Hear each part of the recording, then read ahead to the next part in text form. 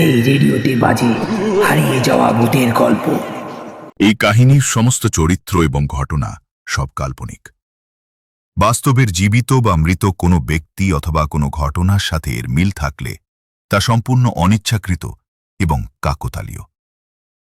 ব্যবহৃত অপ্রকৃত এবং অলৌকিক ঘটনাক্রম পরিবেশনার উপক্রম মাত্র। কুসংস্কার বিশ্বাস করবেন না, কুসংস্কার ছড়াবেন না। ঝড় বৃষ্টির সন্ধে আমাদের আড্ডা বসেছে হরিপদ দাদুর বৈঠক ঘরে। কিছুক্ষণ আগেই একে একে এসে পৌঁছেছে সেখানে। ওখানকার সবাই মধ্যবয়সী, শুধু একজন আছে, ওর বয়স 16 থেকে 17 বছর। সেই ছেলেটি বলল, দাদু তুমি তো অনেক ভৌতিক গল্প জানো, তাহলে এই রকম ঝড় বৃষ্টির রাতে কোনো এক ভৌতিক গল্প বলো না। দাদু বললেন, গল্প নয় রে, আমার সঙ্গে ঘটে যাওয়া এক ঘটনার কথা বলছি তোদেরকে, তোরা শোন। দাদু বলতে লাগলেন, আমার তখন বয়স কত হবে, ওই 24-25 বছর মতন। আমাকে কলেজের একটা কাজের জন্য চন্দরপুর গ্রামে যেতে হয়েছিল। ওয়েস্ট বেঙ্গলের একটা শান্ত পরিবেশের গ্রাম। 1-2 দিনের কাজ ছিল সেখানে। তো বেশি দেরি না করে সেদিন রাতেই রওনা দিলাম।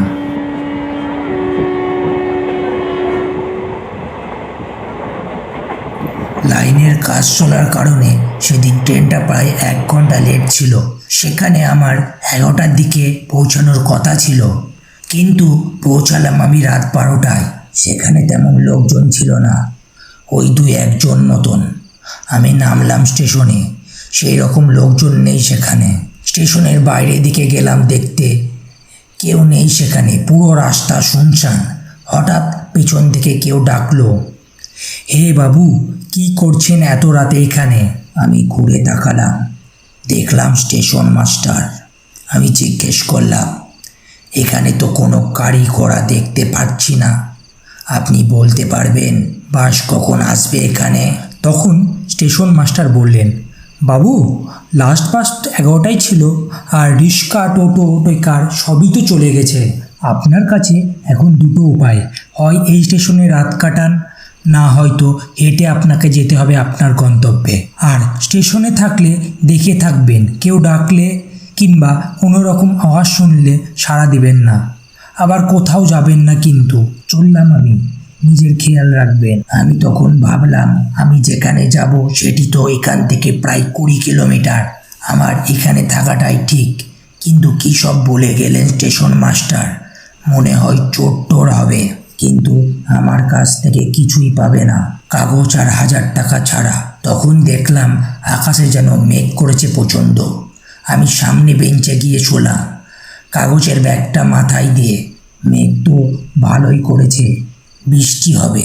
বলতে না বলতেই বৃষ্টি শুরু হয়ে গেল জমজম করে। তখনই বাইরে থেকে একটা আমার বয়সের লোক দৌড়ে ঢুকলো সেই স্টেশনে এবং আমার পাশে থাকা বেঞ্চটায় এসে বসলো। আমি জিজ্ঞেস করলাম, কি গো ভাই, কোথায় যাবেন এত ঝড়ে বৃষ্টির রাতে? এখন তো কোনো ট্রেন নেই। লোকটি, আপনি আপনার কাজে রাখুন না মশাই, ট্রেন আসুক বা না আসুক আপনার দেখে কি হবে? আমি লোকটার মুখের দিকে একবার তাকিয়ে শুয়ে পড়লাম আর ভাবলাম, যা খুশি করুক, আমার কি।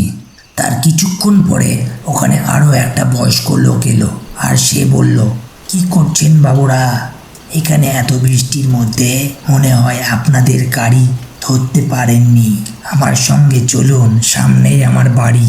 আমি ভাবলাম, স্টেশন মাস্টার বলেছেন জায়গাটা ভালো না, আবার ঝমঝম করে বৃষ্টিও পড়ছে, তাই ওনাকে বললাম চলুন আপনার সঙ্গে।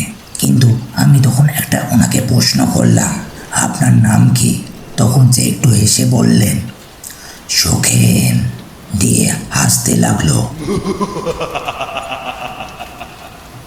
আমার পাশে বেঞ্চে বসে লোকটি চমকে দাঁড়িয়ে গেছেন এবং তোতলাচ্ছেন। তখন লোকটি সেই লোকটির দিকে নির্দেশ করে বলল, কি গো বাবু, চলুন, যাবেন না? চলুন, ভুলে গেলেন নাকি আমাকে?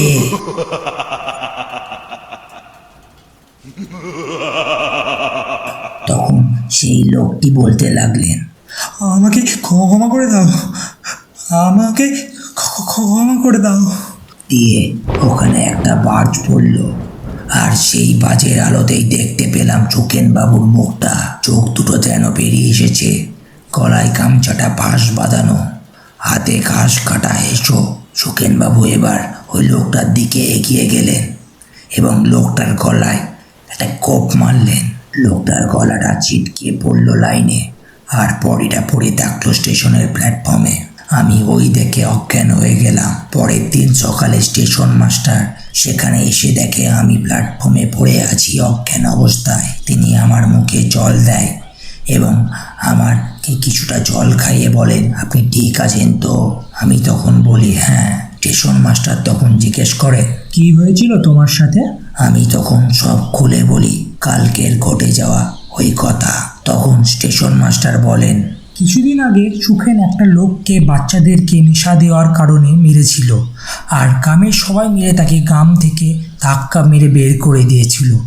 সুখেন আর গ্রামবাসী ভালোই করেছিল, কিন্তু সেদিন সন্ধ্যেতে সুখেনের ঝুলন্ত লাশ পাওয়া গিয়েছিল সেখানে, এবং ওই রাতেই ওই লোকটার কাটা গলা দেহ পড়েছিল ওই স্টেশনে।